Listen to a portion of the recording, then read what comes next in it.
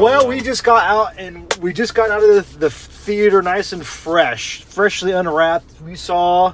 What did we see? Undertone.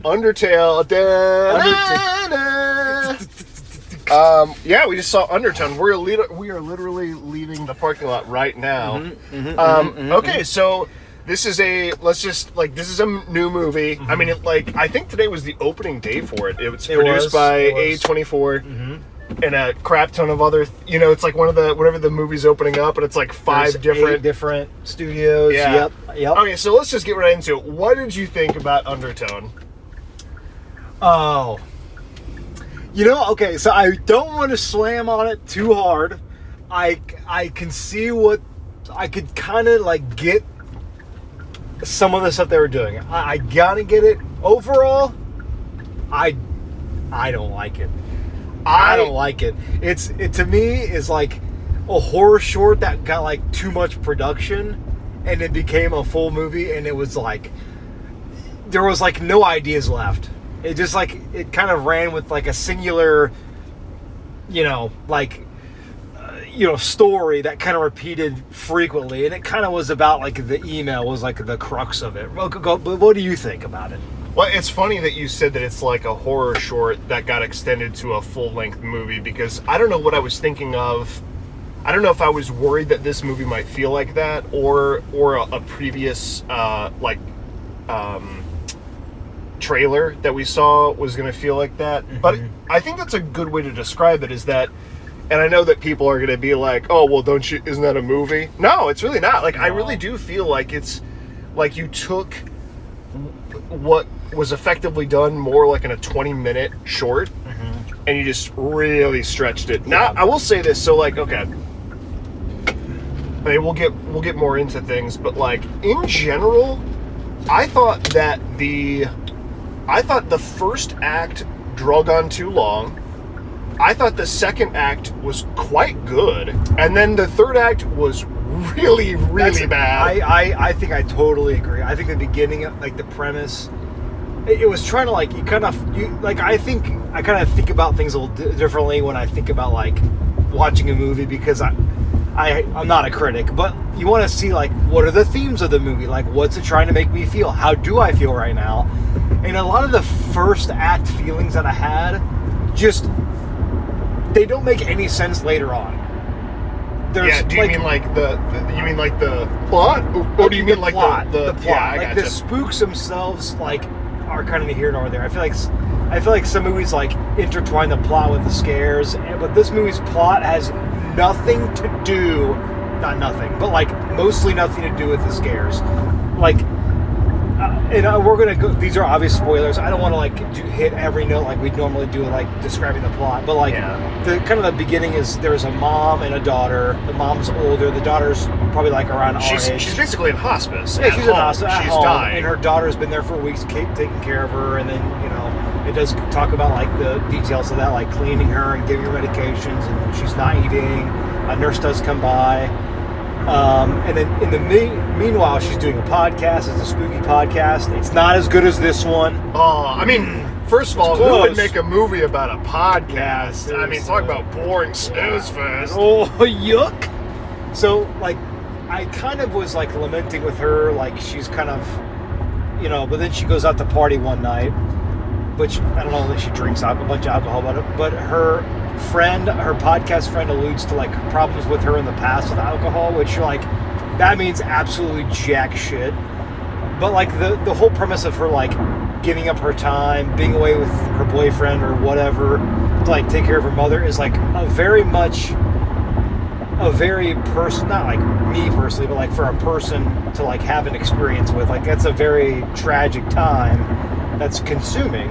So I was oh, it's gonna have themes of tragedy, of familial care and nursing and things like that.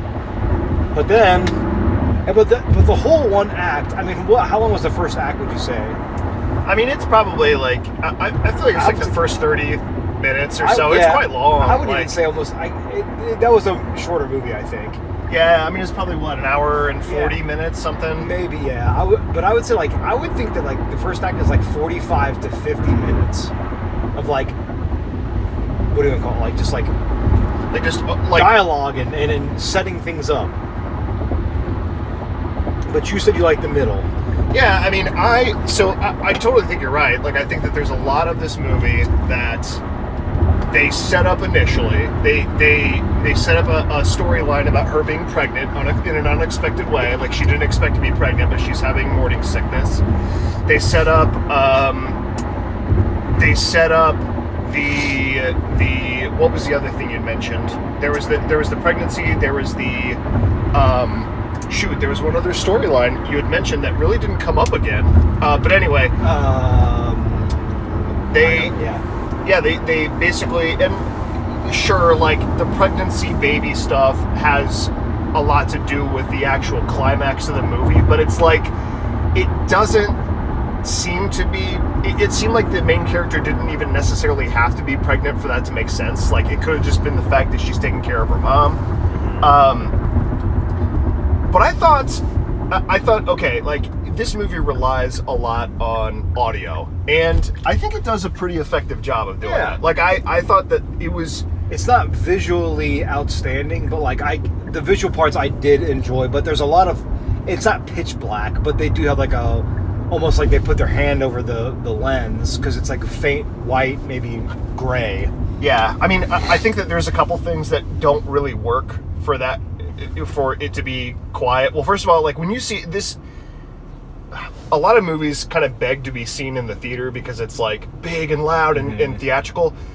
I don't know about you, but like, I thought this being in the theater kind of hurt it, because I thought the same thing before I was like, I wonder if, because it's auditorily focused, I wondered if it'll be like a better at-home experience if you have headphones. Well, yeah, and the reason why I thought that is because so much of the movie is a lot of like silence, which works in its favor. But the problem is that, like, when you're in a movie theater, people are moving around. They have to like kind of stretch. They drink. They have a snack, and every little movement is like, it's loud. Yeah, you can hear it all, and it's like really distracting. And so I think that as much as most movies benefit to be seen in the theaters, it kind of hurts this one, because you just really want to be, I'll put it this way, if you saw this at home, I feel like it would be much creepier. I agree. I think especially if you can watch it again with headphones, it almost hurts this movie to not have some type of auditory experience. And again, like Aaron said, it's loud, but you really can't pick out the finite details.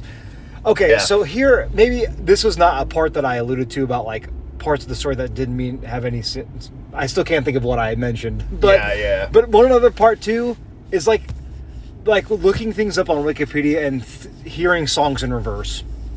Like it's just like, it was more tropey than anything. Yeah, it was like part of like the demon story of how, or maybe who the demon is. It's the undertone. It's the audio in the audio, right? It's like the subversive sort of material inside of the material. Yeah, it is, and I joked walking to the car, like, this movie, how many more tropes can you stick in this damn movie? Like the coloring, there's a page of like babies crying, drawing scary pictures like crosses, creepy old woman, 3 a.m. religious motif. Yeah, 3 a.m. You know, it almost feels like it would have been a better book or a better like short movie or like a horror short that was auditory focused, and like it's on YouTube and it's like, please plug your headphones in. Yeah, that would be far scarier, in my opinion. I mean, there's a lot. I do want to say that there is a lot that this movie does that I thought was extremely effective. And one of the things I think it does a really good job of is the framing.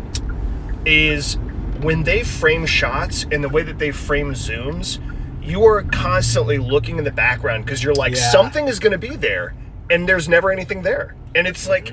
It keeps you on edge because you're just expecting there to be something in the background, something lurking, something that's like in the void. You see people when they go, like when she steps into her mom's bedroom, it's like she's being absorbed into darkness. It's really cool. Like, and that's why I think the second act works really well, is because they've established characters and they've established sort of like some storylines, and what they're doing is they are like they're leaning into like the auditory experience, the framing, everything is very creepy, but you don't have this like what I would consider to be just a really bad payoff in Act 3, where just everything kind of falls apart with this like standard fare sort of demonic storyline. Yeah, I will. But before we get to Act 3, I will attest to that. I agree. Act 2 was the strongest. I think Act 1 lends to a lot of red herrings where you're just guessing, and maybe that's part of the confusion. Is like, what the hell is happening? But I like the video shots. I agree are so good, and I don't know if you noticed. At least auditorily, they talk about parallel voices. Like, there's a waveform and another waveform that are matching, and it's like the demon speaking with the person. Mm-hmm. But they did that visually too. Like, it's a lot of these like panning shots are like mirrored. They're mirrored shots. Yeah. Like you see through the mirror, and then you see the actual actress, or that you see symmetry. You look at the top of the bed. You look between like the two lamps, and there's a picture in the middle. It's symmetrical. Like, I kind of see what they're doing with that. Like that, yeah. I gotta say, like from an artistic standpoint, again, it's visually, and I thought scary-wise, I think Act 2 is the scariest. Very moody, very eerie. It kind of, again, I wish it was like that throughout the whole thing.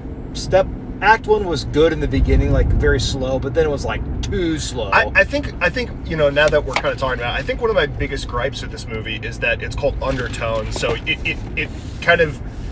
It makes you think that the scariness is in the details. It's in what's underneath. Yeah. And yet, Act 3, the kind of climax of the movie is so brazen. It's so like wears it on its sleeve. Very like sort of like demon this, baby's this. Yeah.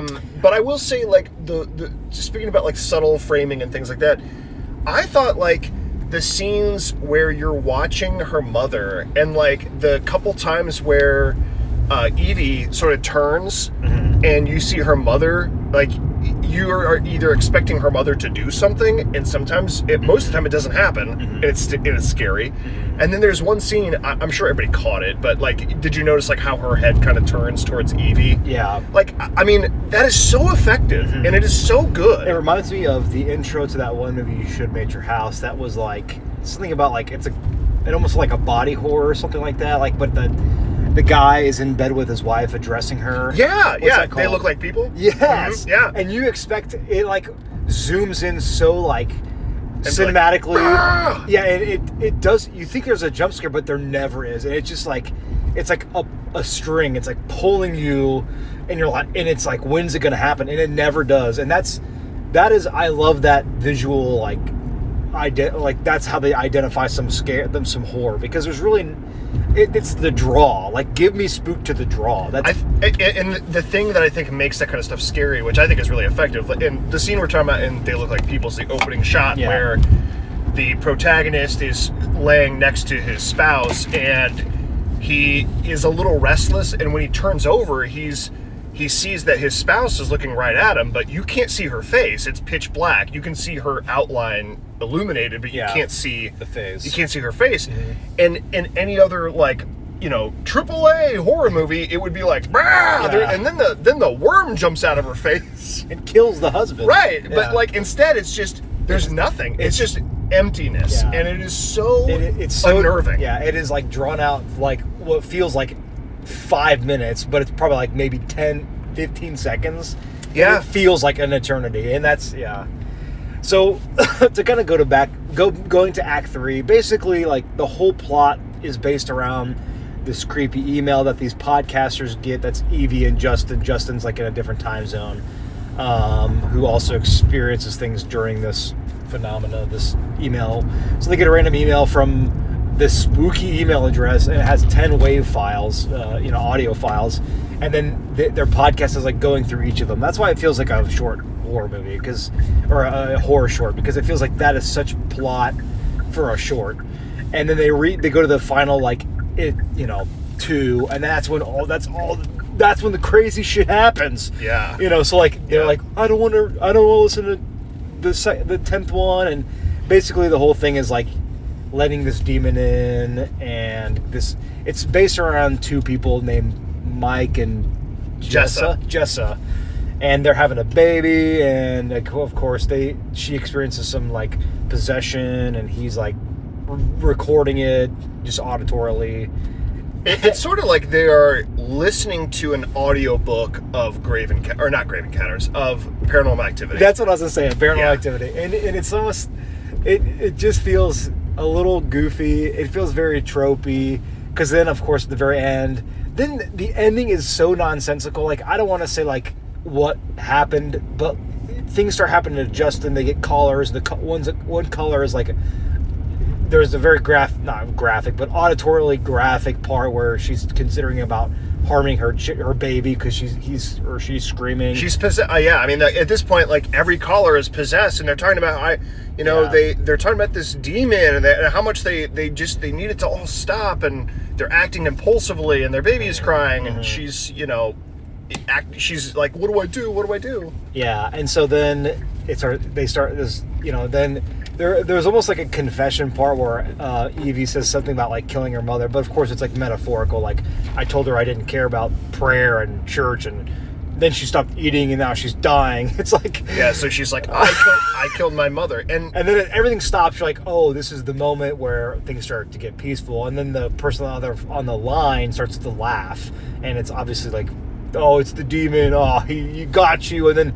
Oh, and then then there's like a scary video on the TV behind her, and the red. And it's the last episode, right? The last episode that these two people made a podcast about was about the woman on YouTube that people died after watching. You remember that? That was at the very beginning. Yeah. And it was her face, and then it's like this is when they're throwing the spaghetti at the wall. It's like, she says, "I killed my mother," and at first you're like, "Wait, is she imagining? Like, did she actually kill her mother, or is this like a metaphor?" And then it's like, no, we're actually, look, now we're showing you the video footage of the last podcast they did. It's like, now they're just like, we don't know how to end it. Let's just go. Let's do it all. Yeah. And it was then there was red lights and flashing and red is scary. You've got to have red. Yes, things were swaying. The color lights are bursting. She was coloring this whole time, and it happened to be a giant motif of someone cutting someone's head off. It was somebody holding their baby upside down. Oh, was it? Yeah. See, I thought it was a head. It did kind of look like that, but it was a woman with holding a baby upside down. And she was drawing this motif this entire time. And she's writing numbers. Numbers are scary. Random numbers are scary. Numbers were scary. It's just, and then at the very end, like, Justin is the other podcaster is like talking, and he's like, "I'm here with you, Evie." And then she goes upstairs, and then she goes to the mom's room where, again, the mom's in the hospice, and she's like goes in there, and there's this ceramic doll, which does allude to like some lore they talked about where this specific demon, what it possessed a patient in a hospital, a ceramic maker who made all these ceramic dolls, and apparently imbued evil into these ceramic porcelain things and gave them out, but then she committed suicide. And I guess they want you to think that like the mom was the one who was one of the recipients of that ceramic doll. Yeah. And so there's so then the doll's on the bed, and then her mom's nowhere to be found, and then she's in the bathroom. And then she starts walking backwards, and then she's like, "Ah!" The daughter screams, Evie screams, and then it like cuts to black, and then you hear like the reverse. It talks about reversing, like the audio is reversed because that's demonic if it's reversed, and it's like the demon saying something like "let me in" or whatever. Yeah, it's like this is like the Golden Corral of horror films, because it's like we got a little bit of everything here. We got dolls or something. I forgot there was a doll in there. Yeah, they're like, dolls. Yeah, we got dolls. Numbers, red and black crayons. Yeah, it's all there. Yeah, and the thing, I don't know. We've said that about a lot of horror movies, is that sometimes you don't know when to stop. You don't really know until it's too late. You've gone too far. But I mean, genuinely, I think that this movie had a lot of potential. I agree. I thought it was really unique that there's only two characters you ever really see. Yeah. Right? I mean, maybe a third, I can't remember, but you only ever hear the nurse. You don't see the nurse that Evie's talking to. I think that the audio is it's hokey. I mean, like, it just doesn't feel very authentic for, like, a podcast kind of thing. Like, the one podcast I think of that is a lot like this is, there are some podcasts that are more off the cuff. They're more, like, just in the flow. They just are rolling with it. It's not scripted. But for me, like, I do not like scripted podcasts. So the ones that are, like, even the little aside jokes are scripted is very... I just cannot get into it. But I will say, the one part that was so super unrealistic to me is, you're telling me that these people run a podcast, they have intro and outro music, and she can't be bothered to stop that clock. They got the clock in the background, in every single... And I get it, like, maybe they, you know, maybe the in fiction explanation is they've recorded in here before, and she was like, oh, the clock doesn't even catch it. It's not even in there. Yeah. But, like, I don't know. I feel like it's high fidelity. Yeah, I feel like there is no way you would let that clock just in the background. Yeah, a little side story, because like that I kind of experienced something like that because for my job we did some like voice recordings for like education for my job, and it was like everybody shuts the hell up, and the director has like headphones on that are like will pick up. She made me stop because there was a car that went by. It's just like I heard a car noise. We have to start over. Yeah. And it's funny how like, and again, it's a podcast like Aaron said, but that she's ticking got, like, is so obvious and loud. And she's got a good mic, so it's not like they're casual. It's not like she's just like got ear pods and she's recording off the microphone that's on the ear pods connected to her. Or like, this is a serious thing for them. And so like it strikes me as incredibly odd that they're like, okay, there's this clock in the background, that's whatever. Fine. And then, like, what was funny is, like, they recorded, the first night that they recorded, they were like, let's listen to 2 audio clips. They spent probably 9 minutes on the call, and they were like, all right, that's a wrap. Yeah. Like, well, okay. I think it alludes to, again, this is part of another Golden Corral buffet style, like, oh, it's 3 a.m. That's the time the devil's hour. Like, and one time it was like literally like 10 minutes of all that stuff, and then it was like 3. It was like 4 a.m. Yeah, it went from like 5 till 3 to like 3:20, and you're like, come on, like it just felt so hokey, and I don't know. I don't know, like the ending was just laughable. I think everyone in the theater was like feeling the same way, and I kind of feel like even the director didn't take it all that seriously. I thought that like there were a lot of unnerving parts. I thought that the mood of like the middle section of this movie was quite good. Mm-hmm. The intro's pretty drawn out. I felt like, okay, let's get it going. Mm-hmm. I thought that I don't know, like even the end, the director I almost felt like the director wasn't taking it all that seriously, because it was like as soon as the movie ends, he was like, line of bridges falling down. Like it was like some like upbeat jazzy number. Yeah, children's song, and it was just like, okay, whatever. But like the thing that really sucks is that I think that this movie, here's what I would say. I would say this movie is worth watching at home. There were so many times in that movie where I'm sitting there, I'm trying to watch it, and the guy next to me is just like, how is he doing? And you're just like, brother, that drink's gone. You talking about, was that me? No. Okay. I'm just like, this guy next to me, like, that drink's done, dude. It's gone. It's over. I will say like there was a lot of, and I did use the bathroom, but like I felt like this had so many people were getting up. So many people, and I felt bad. I was like, I'm gonna be the one getting up, but like there was like 3 people in the front that like went out, came back in, then went back out, and then came back. Like, oh my god. And and some of that, like I said, like some of that is it can't be helped. You have a bunch of people, like people need to move, people need to go get drinks, they need to go to the bathroom, like it can't be helped. So the movie, most of the movie shouldn't be silence, or if it is, like, just be conscious of the fact that you might need to offset it with some more louder parts.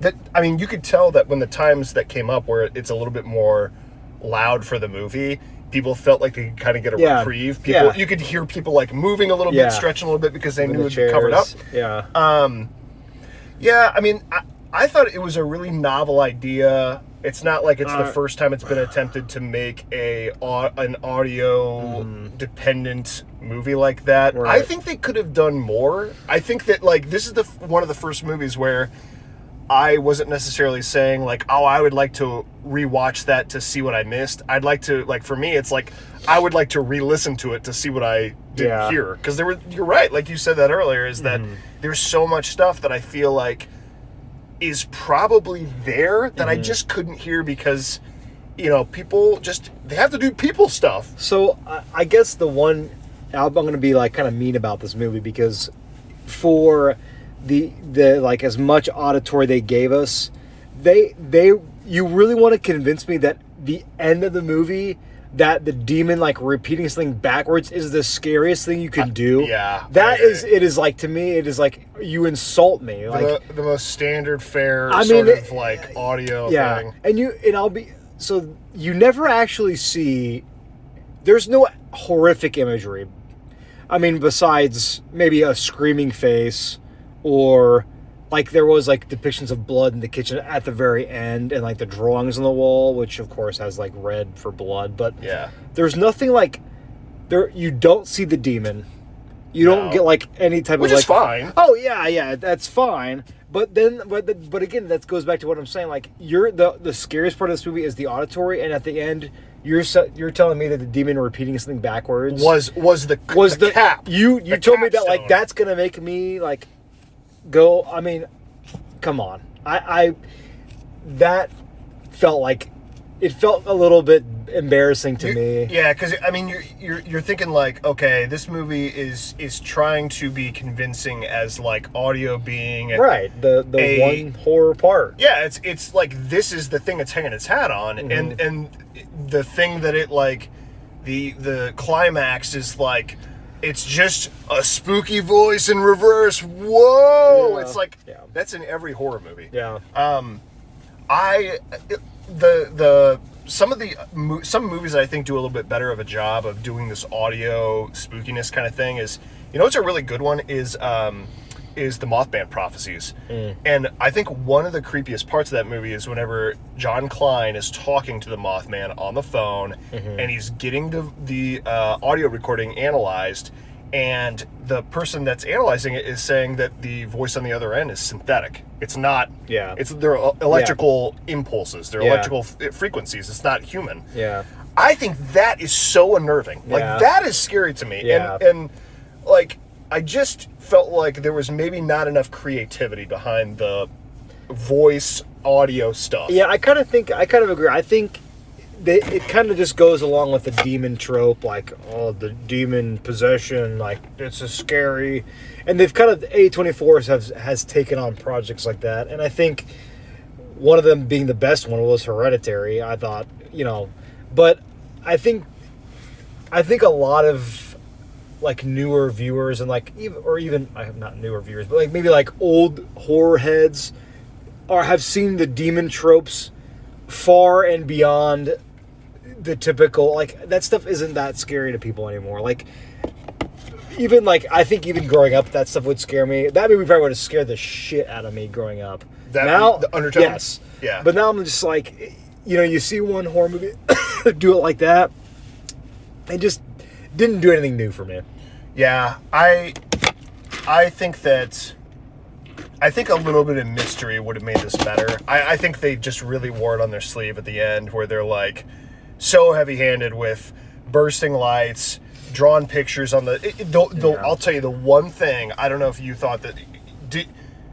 Let me ask you this way, because I'm curious if you thought the same thing. Is during the movie, was there one thing that you thought was going to happen that did or didn't happen? Like, what's something that you were like, I'm expecting this to happen? Oh, if you would have said it, I might be. But like, I'm just curious, like, just if you had an experience like that.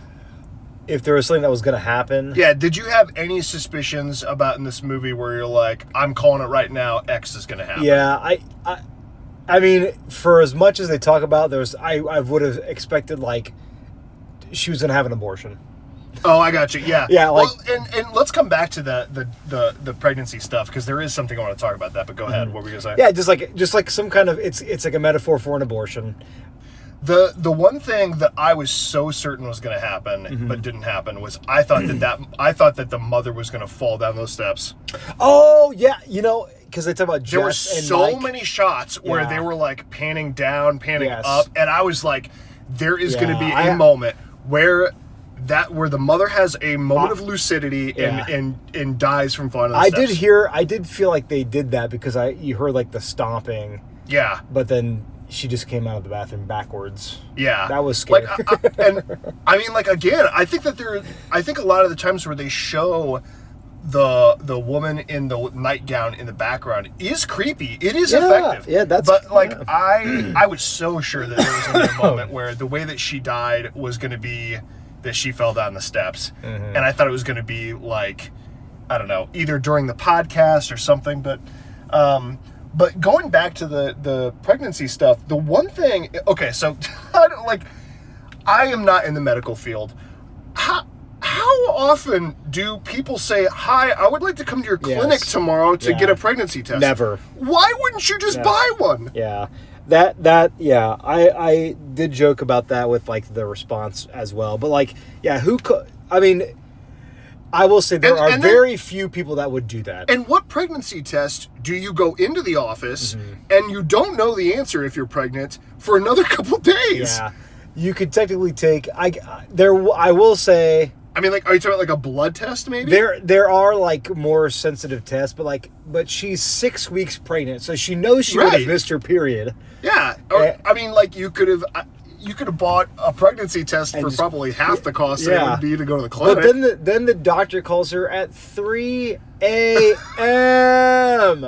Like he's sitting waiting. He's like, "Oh my God, what I need to know." Hurry! My home lab is cooking this up.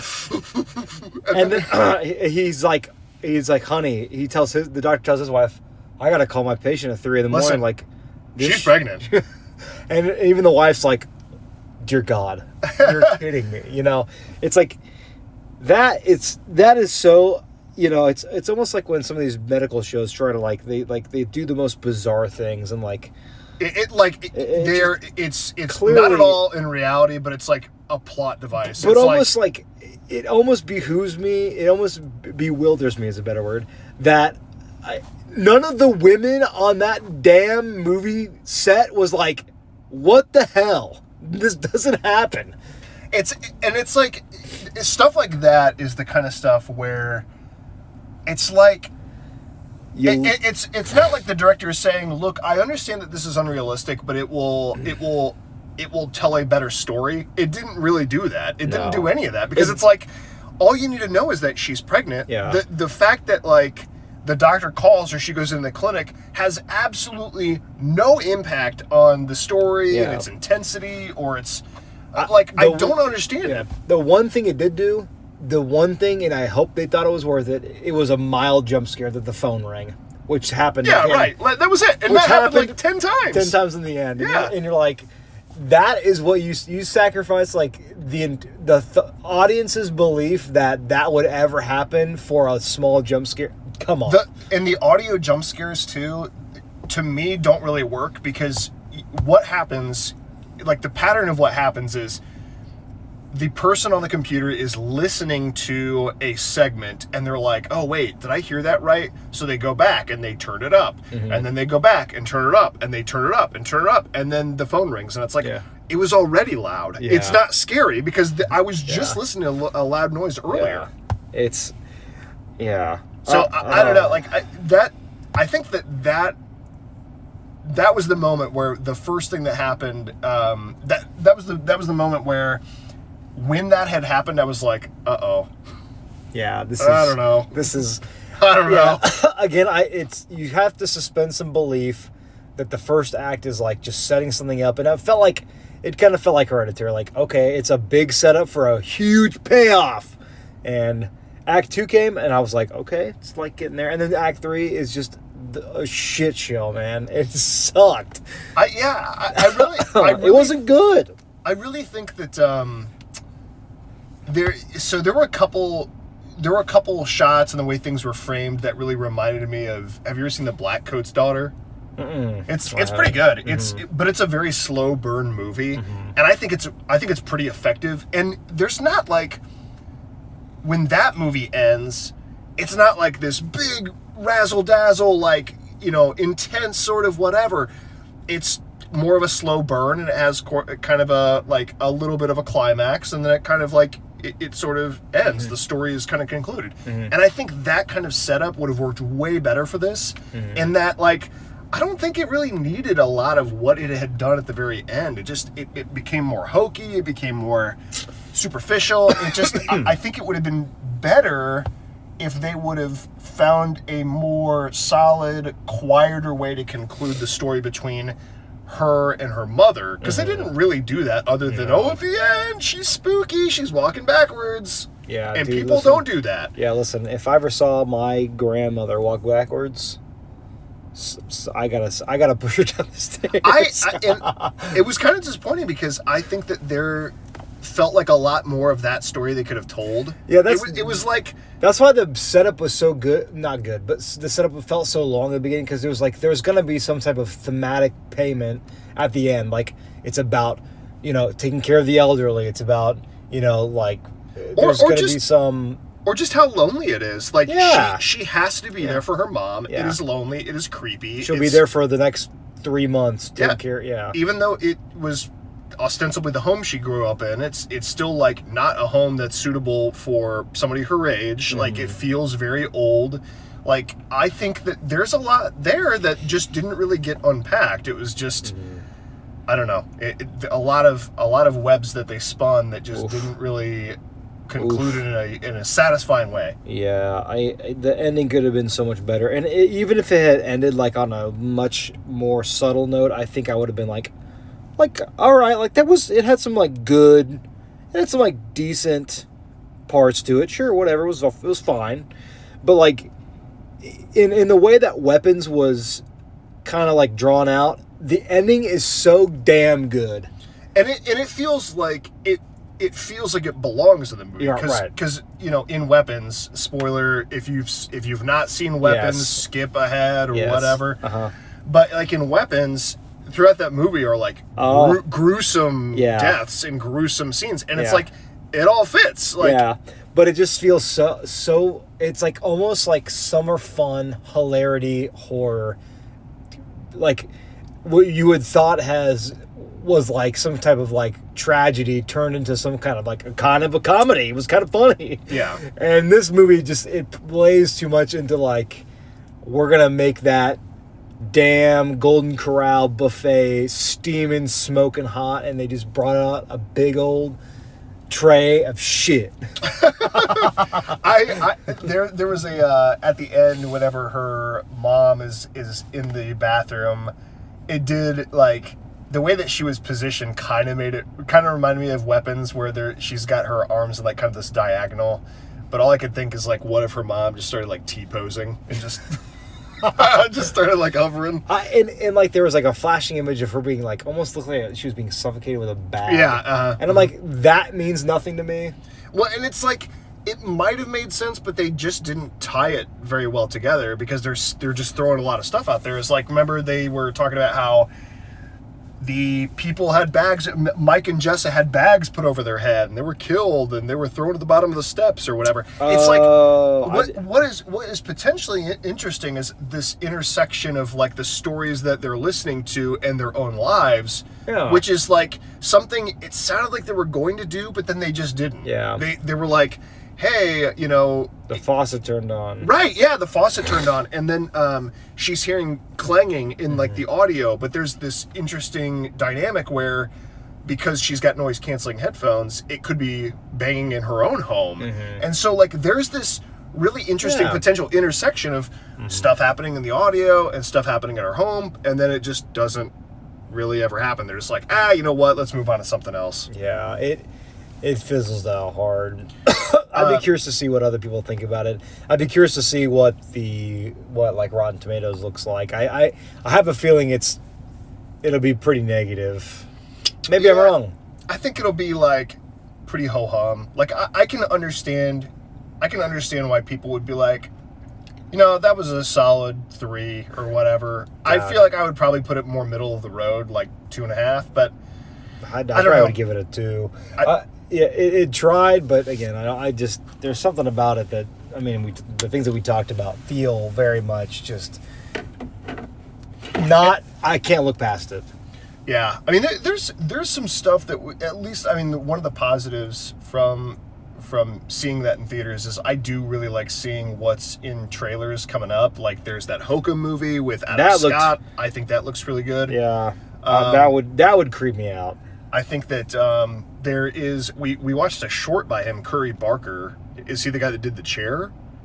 My gosh, is he really? Yeah, and he's doing I didn't know that horror movie about like the wishes and about something about how like I don't know if you remember the trailer, but there's some kid in the car asking if wishes can be undone.